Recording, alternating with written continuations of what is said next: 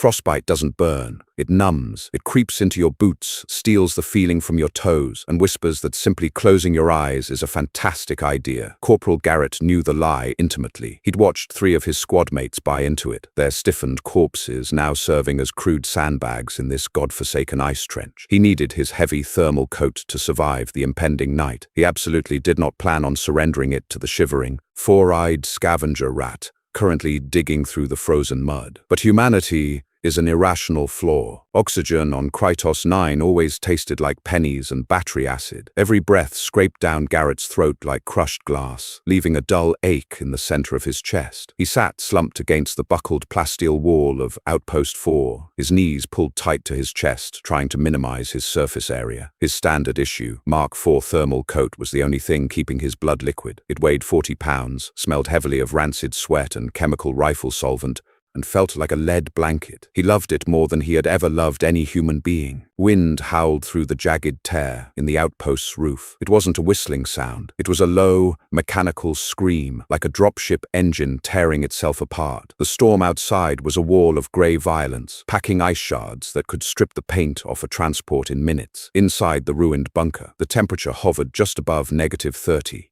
Garrett blinked slowly. His eyelashes were heavy with frost, sticking together with every slow, deliberate blink. His hands, encased in thick, tactical gloves, were numb blocks of meat. He shifted his weight, and the joints of his combat armor let out a sharp, pathetic groan. Beside him lay Hayes, or rather what was left of Hayes after the plasma mortar hit. The cold had perfectly preserved the young private, freezing the blood on his face into a shiny, horrific mask of dark crimson. Garrett didn't look at him anymore. He couldn't. "Just 3 hours until dawn," Garrett muttered. His voice sounded entirely foreign to him, hollow, raspy, lacking any real conviction. He was lying to himself. Dawn on this miserable rock didn't bring warmth. It only brought a slightly lighter shade of grey and the distinct possibility of enemy patrols. The Skrell infantry didn't mind the cold. They thrived in it. He dug a hand into his chest pocket, clumsy and uncoordinated, and managed to fish out a foil-wrapped ration bar. He bit down on it. It was like chewing on a piece of drywall. The synthetic apple flavor barely registered over the overwhelming taste of his own bleeding gums. He gnawed on the corner, forcing the calories down, knowing his body was burning through energy at an alarming rate just to shiver, scratch, scrape.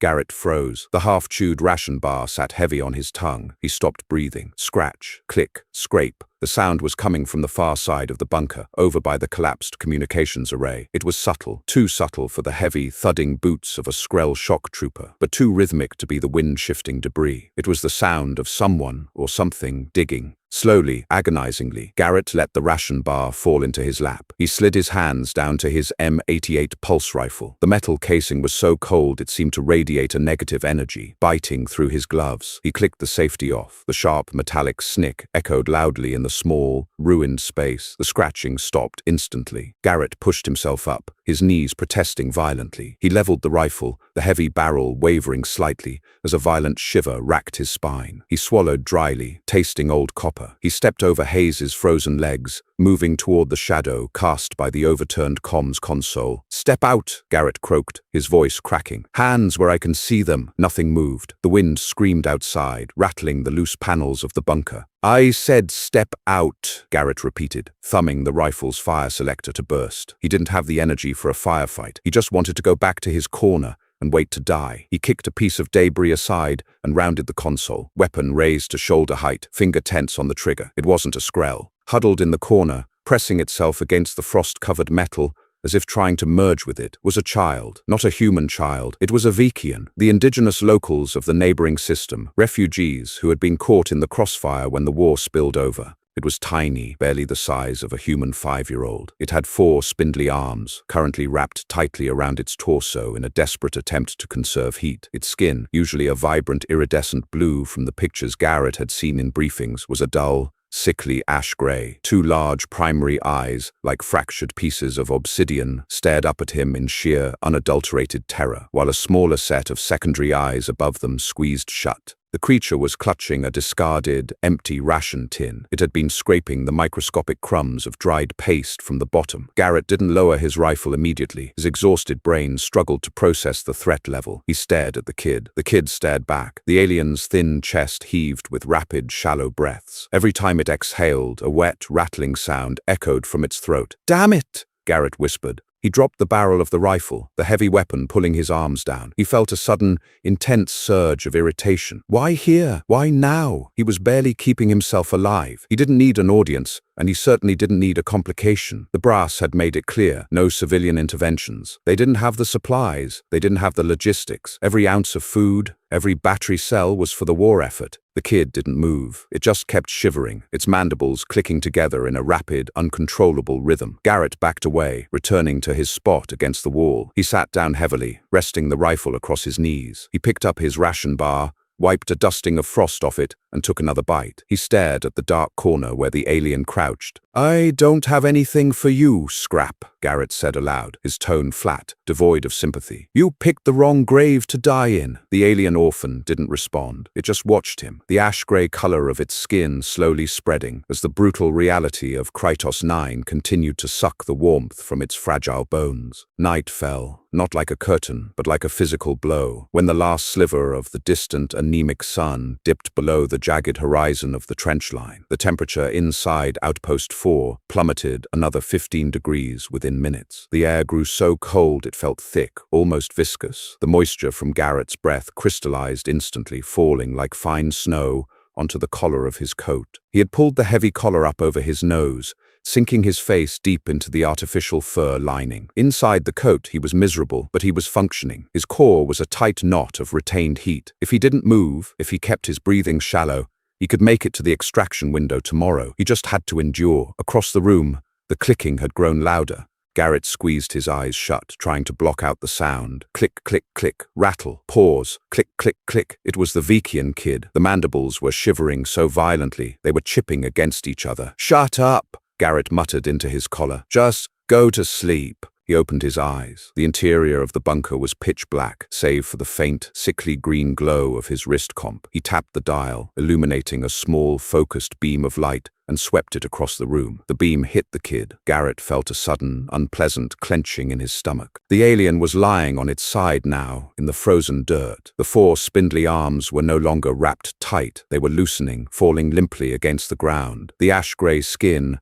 had turned stark white at the extremities. The large obsidian eyes were half-lidded, a milky film beginning to freeze over the dark corneas. The wet rattle in its chest was spacing out. 3 seconds, 5 seconds, 7 seconds between breaths. It was dying, right now. Garrett turned the light off. He plunged himself back into the darkness. "Not human, not your problem," he told himself. "It's a casualty of war. There are millions of them. You can't fix this. You give up an inch, the cold takes a mile." He shifted his shoulders, burying himself deeper into the heavy thermal coat. The coat was rated for -60. It was a marvel of military engineering, laced with conductive filaments that trapped and circulated body heat. It was the only barrier between him and the creeping numbness that had taken Hayes. 7 seconds, 8 seconds. He counted the silence between the kids' rattling breaths. Garrett hated himself. He hated the war. He hated the Skrell. He hated Krytos 9. But most of all, he hated the soft, pathetic, distinctly human weakness blooming in his chest. He was a soldier. He had shot combatants. He had watched cities burn. Why did this one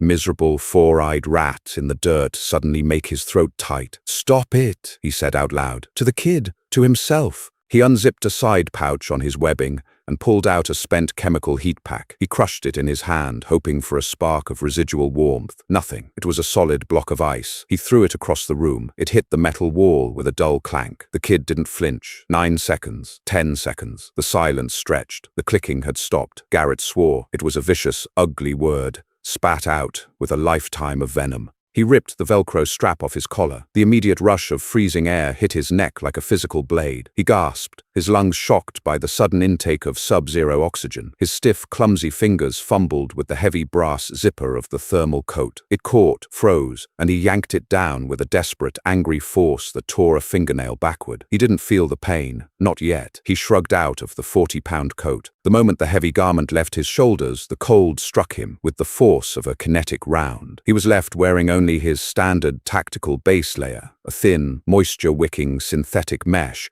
designed to be worn under armor, entirely useless against the ambient temperature of a frozen hellscape. The cold bypassed his skin entirely and sank straight into his bones. His teeth slammed together instantly. Garrett grabbed the massive, heavy coat and scrambled across the frozen floor on his hands and knees. The crushed ice tore at the fabric of his trousers. He reached the kid. The alien was perfectly still. The small chest was not moving. "No, you don't. Not yet," Garrett snarled, his teeth chattering violently. He hauled the heavy coat up and threw it over the tiny alien, burying the fragile body completely beneath the thick, lead-lined fabric. He tucked the edges under the kid, sealing it in a cocoon of trapped, residual human body heat. The coat was absurdly large on the creature, a mountain of fabric swallowing a pebble. Garrett sat back on his heels. His entire body began to shake. It wasn't a shiver. It was a violent, spastic convulsion. His muscles contracted uncontrollably as his core temperature began its rapid, fatal descent. He crossed his arms over his chest, digging his hands into his armpits,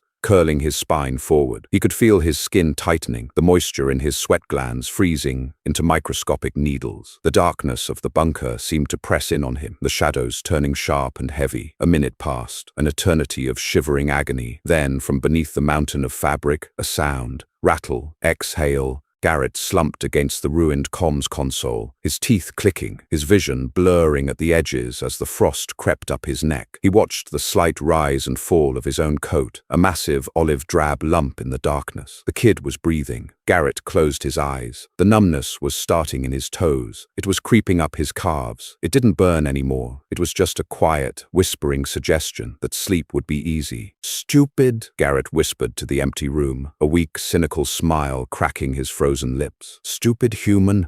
Time lost its rigid structure. It stretched and warped, folding in on itself until Garrett couldn't tell if he had been sitting against the ruined console for 10 minutes or 10 hours. The violent, spastic shivering that had threatened to tear his muscles from his bones had finally stopped. That was the bad news. Standard infantry survival training had drilled that into his head. When the shaking stops, the dying starts. His body had given up on generating heat. It was pulling all remaining resources to his core, sacrificing his extremities to keep his heart beating just a few moments longer. His hands were useless, curled into stiff, unfeeling claws resting in his lap. He tried to wiggle his fingers. Nothing happened. He couldn't even feel the heavy fabric of his tactical pants beneath them. Then, the strangest sensation washed over him. Heat. It started in his chest, a blossoming artificial warmth that felt like a mug of synthetic rec room coffee radiating outward. It was comfortable. It was dangerously intoxicating. His panicked, oxygen-starved brain started weaving pleasant lies,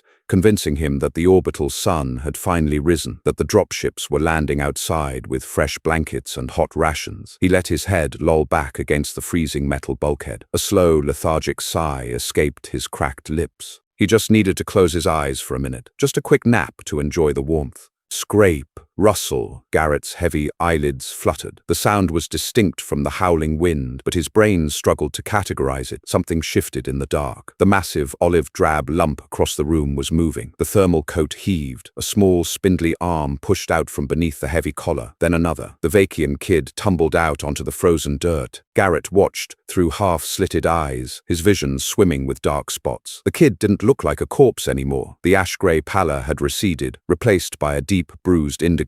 The creature's 4 arms hit the ground, and it scrambled backward, its large obsidian eyes wide and frantic as it took in its surroundings. It looked at the coat, then at the empty corner, and finally its gaze locked onto Garrett. Garrett tried to speak, to tell the kid to get back under the fabric, but his jaw was locked tight. The muscles in his face felt like frozen clay. He managed a weak, pathetic grunt. The kid froze, cocking its head to the side. Its secondary eyes blinked rapidly. It took a tentative step forward, bare feet padding silently against the frost-heaved mud. It stopped a few feet from Garrett, tilting its head the other way, analyzing the human. Garrett knew what the alien was seeing, a dead man. His skin was likely blue-white, his lips black, his eyes sinking into his skull. He was a statue of ice and military-grade mesh. The kid looked back at the coat. It was a Mark IV thermal, woven with heavy micro-mesh and weighted with conductive coils. It was designed for a 200-pound infantryman. To the small alien, It was a heavy canvas tent. Garrett expected the creature to run, to take the coat and bolt into the storm, prioritizing its own survival. It was the logical choice. It was the choice Garrett would have made if the roles were reversed. Instead, the kid grabbed the collar of the coat with all four hands. It planted its feet, leaned back, and pulled. The fabric scraped heavily across the dirt. The kid grunted, a high-pitched, reedy sound straining against the 40-pound dead weight. It dragged the coat inch by inch across the freezing bunker floor. The effort was agonizing to watch. The alien's thin muscles corded under its indigo skin, its small chest heaving with exertion. "Leave it," Garrett's mind screamed, though his vocal cords remained paralyzed. "Save yourself, you stupid rat." The kid didn't stop. It hauled the massive garment over the uneven ground, stumbling, catching its balance, and pulling again until it reached Garrett's boots. Then, it did something utterly baffling. The kid climbed up Garrett's frozen legs. It grabbed the heavy fabric and dragged it upward, pulling the coat over Garrett's knees, then his waist, and finally his chest. The weight of the coat settled over Garrett, bringing with it a sudden sharp smell, the scent of ozone, damp soil, and the alien's own strange sharp sweat. But the kid wasn't done. The coat was too stiff, too large to effectively trap heat around Garrett's rigid body without being zipped up. The alien looked at Garrett's face, its mandibles clicking softly. Then it burrowed. It slid under the heavy fabric, crawling directly onto Garrett's chest. The sudden contact was a shock to Garrett's fading nervous system. The kid's skin was incredibly warm, the thermal coat having supercharged its core temperature. The alien curled into a tight ball directly over Garrett's heart, wrapping its two lower arms around Garrett's ribs and pulling the heavy coat tight around them both from the inside. It tucked its head under Garrett's chin. The sheer, radiant heat from the small body pressed against his chest felt like a physical blow. It hurt. As the warmth penetrated Garrett's freezing skin, the deadened nerves began to wake up, firing off signals of agonizing, burning pain. Garrett gasped, a ragged, wet sound tearing from his throat. His chest heaved, dislodging a chunk of ice from his collar. Under the heavy darkness of the coat, the kid just held on tighter, its small heart hammering a rapid, frantic rhythm against Garrett's own sluggish pulse. They were a single, desperate organism huddled in the dark, a soldier and a scavenger, exchanging body heat to cheat the ice of its prize. Morning did not announce itself with a sunrise. It bled into the sky like a slow bruise, turning the pitch-black sky into a dreary, suffocating grey. Inside Outpost 4, the temperature had barely risen, but the howling mechanical scream of the wind had died down to a dull, persistent moan. Garrett was awake. He was no longer dying, but he was far from functional. The agonizing burn of his nerves coming back online had kept him conscious for hours. Every millimeter of his skin felt like it had been scrubbed with wire brushes and dipped in battery acid. His hands and feet were still painfully clumsy, aching with a deep, throbbing intensity that made him want to vomit. On his chest, the kid remained completely still, its breathing slow and steady. Garrett shifted slightly. His right arm was tucked inside the coat, resting heavily against the alien's smooth, leathery back. He didn't pull it away. Crunch. Garrett stopped breathing. Crunch, crunch, hiss. The sound came from outside the bunker. It wasn't the wind. It was the heavy, deliberate impact of armored boots on compacted snow, followed by the distinctive, high-pitched venting of a Skrell environmental suit. Patrol. Adrenaline, cold and sharp, flooded Garrett's system. It overrode the pain, sending a desperate jolt of energy to his limbs. He needed his rifle. The M88 was resting against the ruined console, just 3 feet outside the protective cocoon of the coat. He moved to push the heavy fabric aside. Instantly, a small, 4-fingered hand clamped over his mouth. Garrett froze. The alien kid had shifted, moving with terrifying speed. Its large obsidian eyes were wide open in the dark beneath the coat, staring intently into Garrett's. The secondary eyes were squeezed shut in tight, wrinkled slits. The kid slowly shook its head. Crunch, crunch. The footsteps were right outside the jagged tear in the outpost wall. Garrett's heart hammered against his ribs so violently, he was sure the Skrell could hear it. The kid pressed its hand firmer against his mouth, a silent, desperate warning. A shadow fell over the bunker's entrance, blocking out the weak grey light. Garrett peered through a small gap between the coat's collar and his neck. A Skrell shock trooper stepped through the rubble. It was a massive, hulking silhouette of jagged ceramic armor and exposed cabling. Its helmet was an angular wedge of black metal, dominated by a horizontal slit of glowing crimson optics. The trooper held a plasma carbine tightly against its chest, the weapon humming with lethal contained energy. The trooper paused, sweeping the room. The crimson optic line scanned left to right. Garrett's hand twitched toward his empty hip, a phantom reflex reaching for a sidearm he didn't have. He was entirely defenseless. If he threw the coat off, he wouldn't even have the strength to stand before the plasma bolts cut him in half. The Skrell trooper stepped further into the room. Its boots crushed a discarded ration tin. Snap.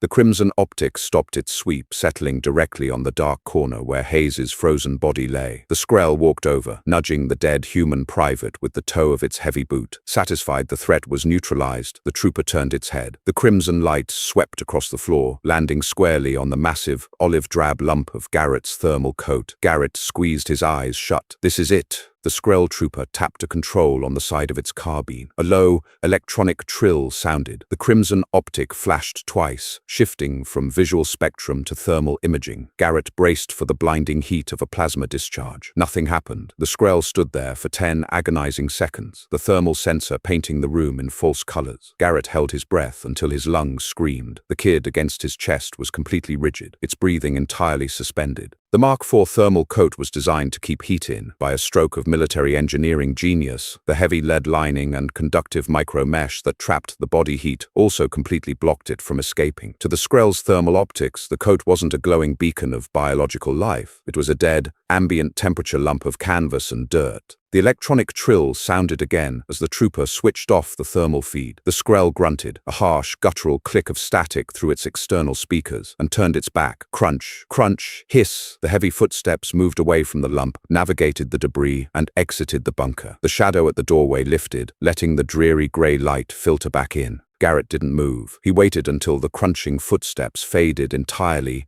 into the low moan of the wind. Even then, he waited another 5 minutes, staring at the ceiling through the tiny gap in the fabric. Slowly, the small hand lifted from his mouth. Garrett let out a long, shuddering exhale. The air smelled foul and stale beneath the coat, but it was the sweetest thing he had ever tasted. He looked down. The alien kid was staring up at him, its mandibles twitching. It let out a soft, rhythmic clicking sound. It wasn't a shiver this time. Garrett realized, with a strange tightness in his chest, that it was a sigh of relief. He slowly pulled his right arm out from his side, wincing as the stiff joints popped. He rested his heavy, gloved hand clumsily on the top of the kid's smooth head. "Yeah," Garrett rasped, his voice sounding like two stones grinding together. "Good call, Scrap." Reality returned with a punishing ache. Under the heavy canvas of the Mark IV coat, the air had grown thick and uncomfortably damp, smelling of old sweat and copper. Garrett's muscles were locked in a rigid state of protest. Moving his left leg felt like tearing rusty hinges off a steel door. He groaned, a pathetic, wet sound that died quickly in the confined space between him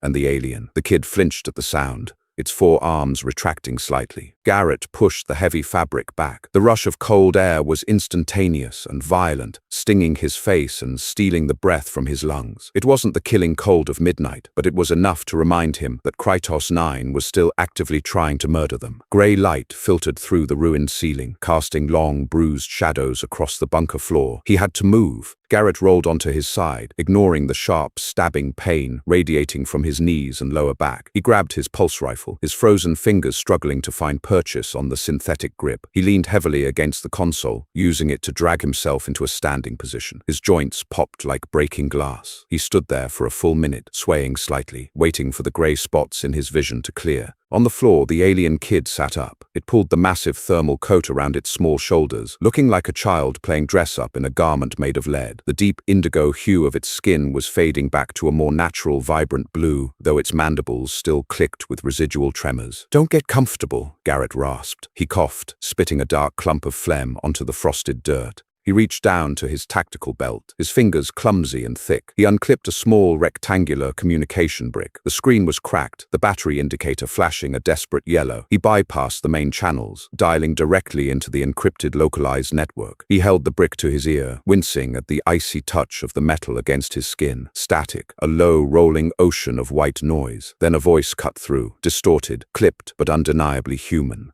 "Any surviving elements of Third Squad? This is Echo Actual. Extraction window opening at Grid Delta 9 in exactly 1 hour and 40 minutes. Be there or be frozen. We are not holding the boat. Echo Actual, out."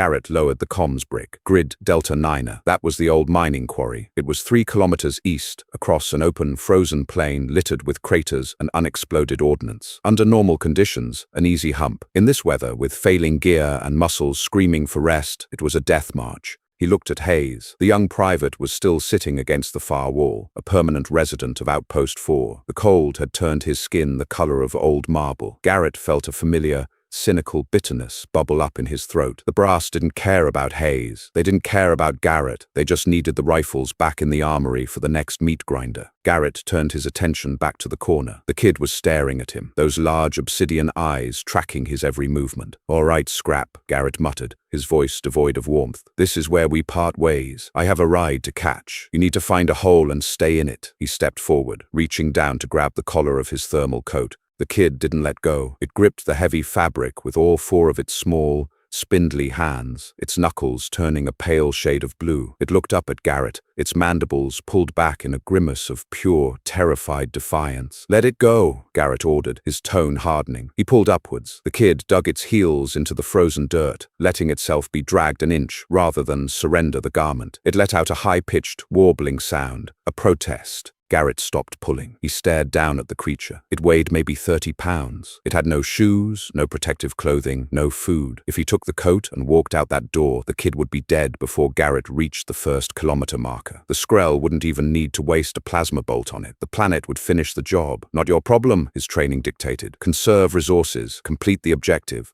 Garrett closed his eyes. He hated this planet. He hated the war, but most of all, he hated that his conscience was still painfully, aggravatingly intact. "You are going to get me killed," Garrett said quietly. He let go of the coat's collar. He unbuckled the heavy utility webbing from his chest, a complex harness of nylon straps and hardpoints designed to carry ammunition and grenades. It was heavy, rigid, and smelled of chemical solvent. He dropped the webbing on the floor and kicked it toward the kid. "Get in," Garrett commanded. The alien blinked, cocking its head. Garrett sighed violently. He knelt down, his knees screaming in protest, and grabbed the kid by its upper arms. The alien tensed, letting out a sharp hiss, but Garrett ignored it. He unzipped the massive thermal coat, pulled the kid close, and began looping the nylon straps of his combat webbing around the creature's small torso. He was essentially building a crude, front-mounted baby carrier out of tactical gear. He strapped the kid tightly to his chest, securing the buckles with sharp, angry clicks. He then pulled the heavy thermal coat back around himself,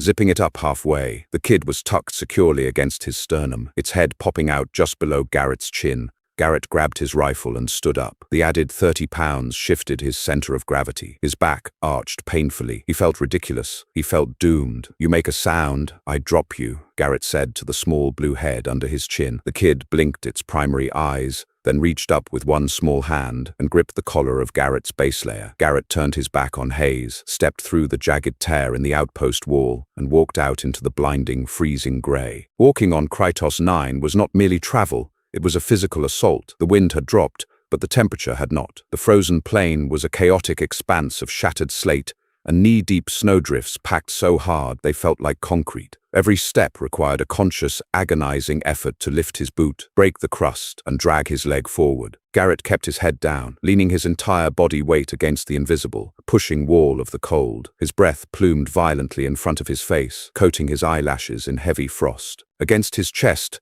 the kid was a tight, radiating ball of heat. The small creature had tucked its forearms inward, burying its face into Garrett's chest to escape the biting wind. Garrett could feel the rapid, bird-like thumping of the alien's heart through his thin base layer. It was a strange sensation. It was a constant rhythmic reminder that he was no longer just fighting for himself. It made the pulse rifle in his hands feel heavier.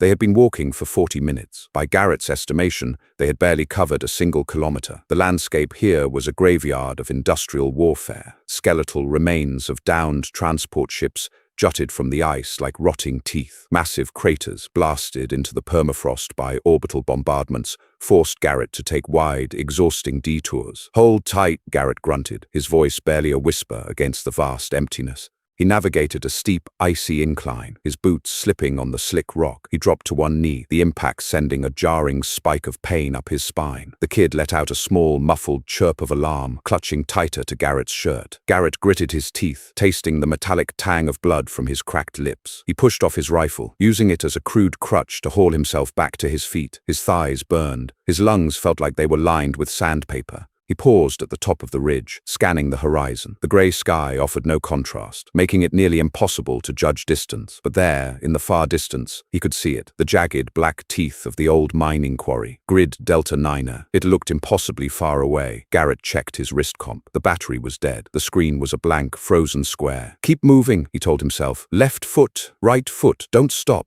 He began the descent, moving down into a shallow, winding canyon carved by an ancient, long-frozen river. The walls of the canyon offered a brief, merciful respite from the ambient wind, but the shadows here were deeper, colder. The air smelled strongly of ozone and burnt propellant. Garrett stopped. He raised a fist, a silent command to a squad that no longer existed. He crouched low against a jagged boulder, bringing the pulse rifle up to his shoulder. He pressed his cheek against the frozen stock, his eyes scanning the canyon floor. 50 yards ahead, half buried in a snowdrift, was a Skrell patrol transport. It was destroyed, its armored hull blown open by an anti-tank mine, but that wasn't what had caught Garrett's attention. Hovering silently above the wreckage was a Skrell Seeker drone. It was a nightmare of angular, black metal, roughly the size of a human torso. It had no wings, remaining aloft on silent anti-gravity repulsors. Beneath its main chassis, a cluster of sensors rotated mechanically, scanning the canyon with visual, thermal, and motion detectors. A small, lethal plasma repeater hung beneath its chin. Garrett held his breath. He pressed himself backward against the rock, sinking into the shadows. He instinctively put a heavy, gloved hand over the kid's head, pressing the alien tight against his chest. "Don't move, don't breathe." The drone swept its sensors across the canyon walls. It was methodical, perfect. It lacked the human flaw of impatience. Garrett watched the drone's sensor cluster rotate toward his position. A faint red laser grid painted the snow 10 yards away, sweeping closer. His mind raced. If the drone spotted them, it would open fire instantly, pinning him down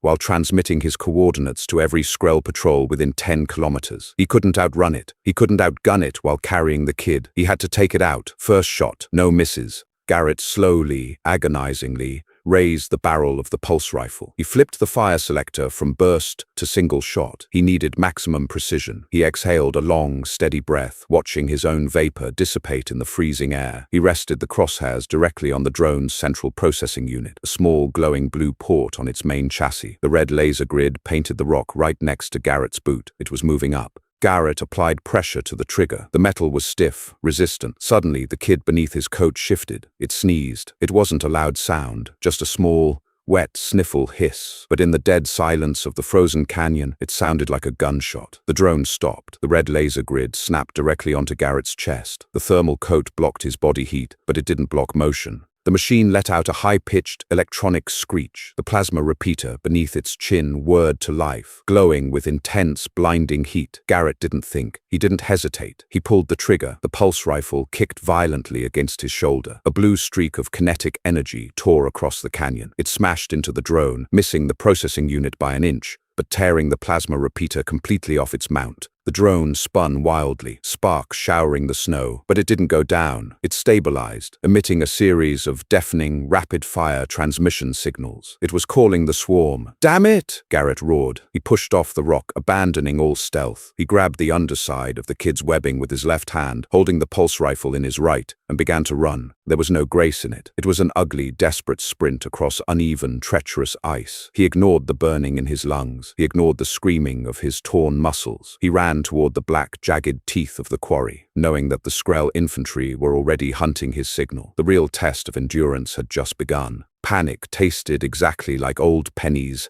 and adrenaline. Garrett sprinted blindly, his heavy boots punching through the frozen crust of the snowpack with brutal, uncoordinated violence. He didn't have a rhythm. His body was running entirely on the primitive, desperate fear of the hunted. Every time his right foot struck the ground, a sharp spike of agony shot up his calf, a stark reminder of the frostbite he had narrowly avoided. Behind him, the canyon erupted into a chaotic chorus of mechanical violence. The low, rhythmic thud of Skrell shock boots echoed off the ice walls, multiplying the sound until it felt like an entire battalion was on his heels. They were heavy, they were fast. They didn't feel the cold or the exhaustion. Above the footfalls, the high-pitched whine of plasma carbines charging up sliced through the freezing air. Crack, hiss. A bolt of superheated plasma whipped past Garrett's right shoulder, close enough that the sudden thermal expansion of the air snapped like a physical whip against his ear. The bolt slammed into a snowdrift 10 yards ahead, instantly vaporizing the ice into a geyser of blinding, scalding steam. Garrett threw his weight left, nearly losing his footing on a slick patch of black ice. The sudden jerk pulled sharply on the tactical webbing strapped to his chest. The Vekian kid let out a short, terrified squeak, burying its four-eyed face deeper into the heavy collar of Garrett's base layer. The alien was trembling violently again, but this time it wasn't from the cold. I know,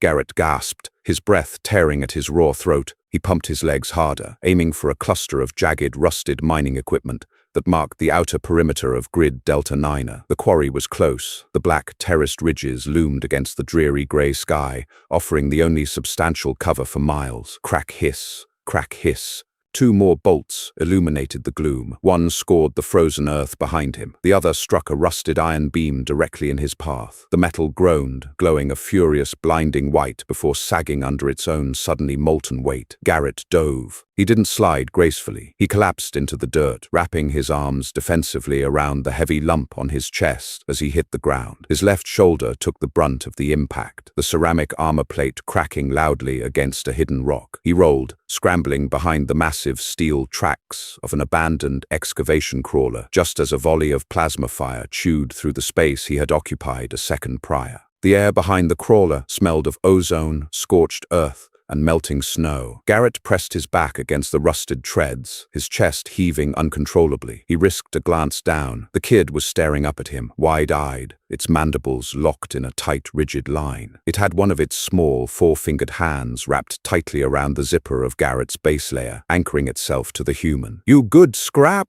Garrett choked out, wiping a smear of icy mud from his cheek. The kid blinked its primary eyes once, a slow, deliberate movement. It was a silent affirmation. "Right." Garrett slammed a fresh, half-empty battery cell into his pulse rifle. "Me too." He peeked around the rusted track. 300 yards back, the silhouettes of 4 Skrell shock troopers were advancing through the steam and falling snow. They moved with terrifying, synchronized precision, their crimson optics scanning the debris field. They were fanning out, initiating a textbook flanking maneuver. Garrett had 15 rounds left in his rifle. He had no grenades, no comms, and legs that felt like they were filled with wet cement. He looked over his shoulder. The lip of the quarry was another 50 yards away, up a steep, exposed incline of loose shale and packed ice. It was a suicide run. The moment he broke cover, all 4 Skrell would have a clear, unobstructed firing solution. "Leave the weight! Run!" The logical, survivalist part of his brain screamed the instruction. If he dumped the tactical webbing, leaving the alien behind the crawler, he could cut 30 pounds off his load. He could sprint up that ridge before the Skrell adjusted their targeting algorithms. It was the only tactical choice. Garrett looked down at the kid. The alien was tracing the frayed edge of the military webbing with one spindly finger, completely oblivious to the cold calculus of human survival training. "Damn it!" Garrett whispered, a familiar, cynical smile cracking his frozen lips. He really hated his conscience. He pulled the rifle tight against his shoulder. He took a deep, agonizing breath of sub-zero air, holding it in his burning lungs. "Hold your breath, scrap," he muttered. Garrett spun out from behind the crawler, not to run, but to fire. He didn't aim for the heavily armored torsos of the advancing Skrell. He aimed for the ground directly in front of them. He pulled the trigger, sweeping the barrel in a wide, horizontal arc. Thump, thump, thump, thump. 4 kinetic rounds slammed into the frozen permafrost, shattering the ice crust and kicking up a massive, blinding cloud of dirt, snow, and pulverized rock. It wasn't lethal, but it created a dense, opaque wall of debris that temporarily blinded the Skrell's thermal and visual optics. Garrett didn't wait to admire his handiwork. He turned and bolted for the quarry ridge. He scrambled up the incline on his hands and knees, his rifle dangling uselessly by its sling. The loose shale slid beneath his boots, stealing half an inch of progress for every inch he gained. He dug his gloved fingers into the frozen dirt, pulling himself upward with desperate, screaming exertion. Below him, the Skrell stepped through the dust cloud, their weapons raised. Garrett threw himself over the lip of the quarry, just as the air where his head had been dissolved into a screeching volley of superheated plasma. Gravel and shattered slate slid beneath his boots as he tumbled down the steep embankment into the quarry. He hit the ground hard, rolling to distribute the impact, and slammed back first into a sheer wall of excavated rock. The impact forced the air from his lungs in a violent wheezing rush. For a terrifying moment, the world went black at the edges. The adrenaline was fading, leaving behind only the crushing, overwhelming fatigue of a body pushed far past its biological limits. He sat there in the dirt, gasping, staring blindly at the grey sky above the quarry rim. The wind howled through the deep, artificial canyon, a hollow, mocking sound. Crunch. Garrett flinched, his eyes snapping downward. The Vekian kid was shifting in the tactical webbing. It reached a small hand up and tentatively patted Garrett's cheek, its mandibles clicking in a soft, questioning rhythm. Garrett let out a weak, coughing laugh. Yeah, still breathing. He forced his eyes to focus. The quarry was a massive, bowl-shaped depression, littered with the decaying remains of industrial mining equipment. Massive conveyor belts hung suspended like broken bridges, and rusted silos loomed in the grey light. It was a defensive nightmare. There were too many angles, too many blind spots. He checked his wrist comp. The screen remained dead. He had no idea if Echo Actual was 5 minutes away or 50. Crack hiss. A plasma bolt struck the rim of the quarry directly above them, raining sharp fragments of hot rock down onto Garrett's shoulders. The Skrell had reached the edge. They were looking down. Garrett grabbed his pulse rifle. He had 11 rounds left. "Time to go to work," he muttered, using the rock wall to drag himself to his feet. His knees trembled violently, threatening to buckle under the combined weight of his armor, the heavy thermal coat, and the kid strapped to his chest. He limped deeper into the quarry, keeping his back to the sheer walls, moving from the shadow of one rusted machine to the next. He found a defensible position beneath the heavy steel tracks of an overturned loader. It offered solid overhead cover and a narrow, bottlenecked line of sight to the main path down into the pit. He sat down heavily, resting the barrel of the rifle on a bent piece of rebar. Heavy boots crunched on the loose shale of the path. The Skrell were descending. They were taking their time now. They had him trapped in a box, and they knew it. The slow, methodical pace was a psychological tactic designed to let the prey stew in its own inevitable demise. Garrett closed his eyes. The cold was seeping back in. Without the intense physical exertion of the sprint, the ambient temperature of Krytos 9 was quickly stripping away the heat trapped beneath the thermal coat. His fingers were growing numb against the rifle grip. He felt a shift against his chest. The kid had uncurled slightly, pressing its small blue hands flat against Garrett's sternum. It closed its primary eyes, its secondary eyes fluttering rapidly. Suddenly, a concentrated wave of heat pulsed from the alien's body, flooding into Garrett's freezing core. Garrett opened his eyes, staring down in shock. The kid was voluntarily dumping its own core temperature into him, burning through its fragile caloric reserves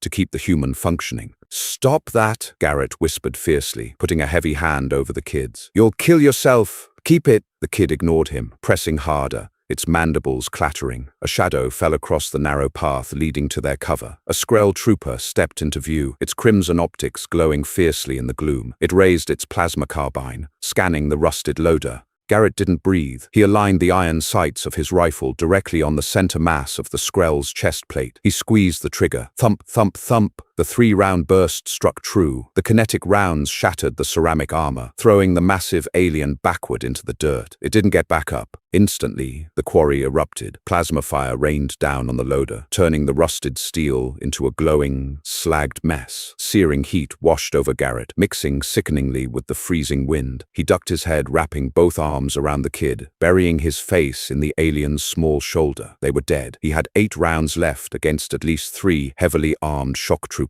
The cover was melting around them. Garrett squeezed his eyes shut, waiting for the final blinding flash of a plasma bolt. It never came. Instead, the ground beneath them vibrated. It was a deep, subsonic rumble that rattled the teeth in Garrett's skull. The sound grew, building into a deafening mechanical roar that drowned out the wind and the gunfire. Garrett opened his eyes and looked up. Descending from the dreary grey clouds was a shape of brutal, utilitarian geometry, a human dropship. Its massive vertical thrusters were tearing the sky apart, blasting the frozen air with blinding columns of blue-white exhaust. Before the ship even touched down, its side-mounted rotary cannons spun to life. The sound was indescribable, a continuous, tearing roar, like a massive sheet of canvas being ripped in half. Tracers lit up the quarry in solid lines of red light, sweeping across the ridges and the path. The Skrell didn't stand a chance. The sheer volume of kinetic fury tore the ice, the rock, and the remaining troopers to shreds in less than 4 seconds. The dropship hovered 10 feet off the quarry floor, its rear ramp lowering with a heavy hydraulic hiss. "Echo actual to surviving elements!" A voice boomed over the ship's external speakers, deafeningly loud. "Get your frozen asses on board! We have 30 seconds before the local air defense wakes up." Garrett didn't need to be told twice. He forced himself up, his legs acting purely on muscle memory and the overwhelming instinct to live. He stumbled out from under the melting loader, moving toward the blinding light and deafening noise of the dropship ramp. 2 heavily armored Marines rushed down the ramp to meet him, their visors dark, their weapons raised. They grabbed him by the shoulders, hauling his exhausted, heavy frame up the incline and into the red-lit, glorious warmth of the troop bay. Garrett collapsed onto the corrugated metal deck. He let go of his rifle. It clattered away, forgotten. He fumbled with the stiff buckles of the tactical webbing, his numb fingers bleeding from the effort. He ripped the straps away and unzipped the massive thermal coat. The Vekian kid sat up on Garrett's chest. It looked around the crowded, noisy troop bay, its large obsidian eyes wide with sheer, unadulterated wonder. It looked down at Garrett, tilting its head, and let out a soft, melodic chirp. Garrett laid his head back against the metal deck, a genuine, exhausted smile finally breaking across his face. "Yeah, scrap," he breathed, the warm air of the ship filling his lungs. "We made it." Thawing out is an ugly, violent process. The human body does not welcome the return of blood flow with quiet grace. It screams as the heavy hydraulic ramp of the dropship sealed shut, locking the sub-zero hell of Krytos 9 outside. The pressurized cabin flooded with aggressively circulated hot air. It smelled heavily of aviation fuel, sterile bandages, and the sharp, coppery tang of fresh blood. Garrett lay flat on the corrugated deck, his chest heaving. The red tactical lights overhead switched to a blinding, clinical white. That was when the pain truly arrived. It started in his toes, a deep, localized riot of burning nerves and expanding capillaries, before rushing up his calves like liquid fire. He ground his teeth together so hard his jaw popped, burying the back of his head against the vibrating floor plates. Beside him, the massive, sweat-soaked Mark IV thermal coat lay discarded like a dead animal. "Corporal, don't move, we've got you!" A pair of heavy boots stopped next to Garrett's head. Medic Sullivan dropped to his knees, his hands already tearing open a silver foil thermal blanket. Sullivan smelled of stale coffee and antiseptic tape. He reached down to grab Garrett's shoulder, pulling him up into a seated position. "Core temp is 66.2, Sullivan muttered, scanning Garrett's neck with a handheld medical wand. The device chirped an angry, high-pitched warning. "You're a walking corpse, Garrett. How are you even conscious?" Garrett didn't answer. He couldn't. His throat felt like cracked leather. He just tilted his head, motioning weakly with his chin. Sullivan followed his gaze. Sitting a few feet away, huddled near a stack of green ammunition crates, was the Vekian kid. The alien was hugging its knees with its lower set of arms, while its upper hands defensively clutched a crumpled, empty ration wrapper. The bright cabin lights reflected off its deep blue, leathery skin. Its 4 eyes were wide, darting frantically around the noisy, cramped troop bay, absorbing the chaotic machinery of human warfare. Sullivan froze, the thermal blanket slipping from his fingers. "What the hell is that?" "He's a civilian," Garrett rasped. The words tore at his vocal cords, tasting of rust. "He's with me."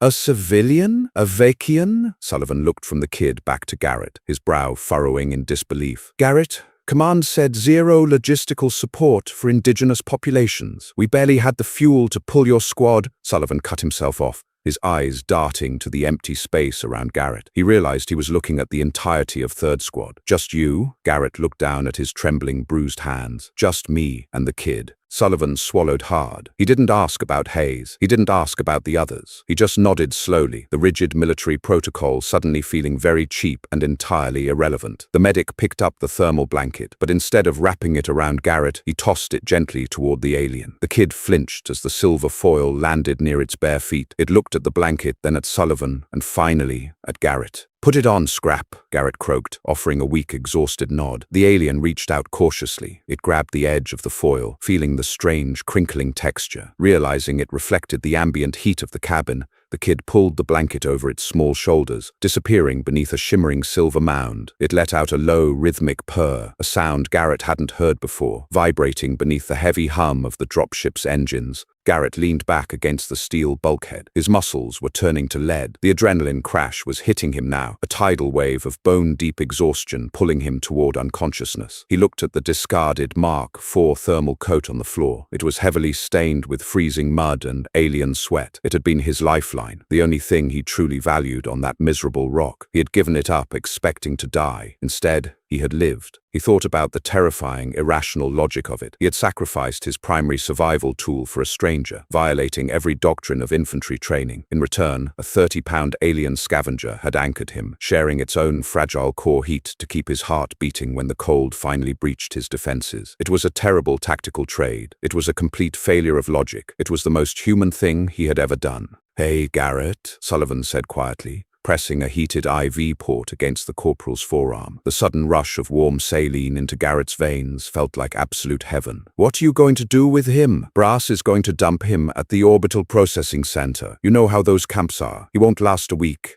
Garrett slowly turned his head. The kid had peeked out from under the silver blanket, its large obsidian eyes locked firmly on Garrett. It wasn't looking at him with the terrified desperation of a victim anymore. It was looking at him with the quiet, absolute trust of a survivor who knew they had found their pack. Garrett closed his eyes. He hated the war. He hated the endless paperwork, the chain of command, and the cynical, grinding machine of the military. But he had a pulse rifle, a decent pension stacking up, and a sudden, undeniable clarity about his immediate future. "No," Garrett whispered, a faint, genuine smile touching his cracked lips. "He's not going to a camp. I'm putting him on my transport manifest. Dependent status." Sullivan let out a short, incredulous laugh. "They'll court-martial you, Garrett. Let them try," Garrett replied, the exhaustion in his voice finally giving way to a stubborn, unbreakable resolve. "I just dragged him through 3 miles of Skrell plasma fire, a negative 40-degree permafrost. If the brass wants him, they can come try and take him." Under the silver foil,